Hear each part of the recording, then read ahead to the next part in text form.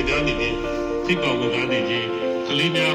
ဂိမ်းကစားနေခြင်းကလေးများဒီတိုင်းဦးဌာနရဲ့ကျေးဇူးဘာဝဘေးရည်ရဲ့ရှော့ရှာလေးနဲ့တောက်ပြန်ဆောင်ရွက်ရေးဆွေးနွေးခြင်းပဲဖြစ်ပါတယ်ဆိုတော့တက္ကသိုလ်များပြည်ပြည်ညာပြည်ရဲ့ရည်ချက်ကတော့ကလေးများဒီသက်စီမှုတွေကိုမှန်ကန်စွာအသုံးပြုတတ်စေတယ်လက်တွေ့မြင်ရတတ်စေတယ်မိမိကိုယ်လည်းဘုံမဟုတ်မိမိပတ်ဝန်းကျင်အားအခုကြီးပြည်နိုင်ရင်မိမိနဲ့ပတ်သက်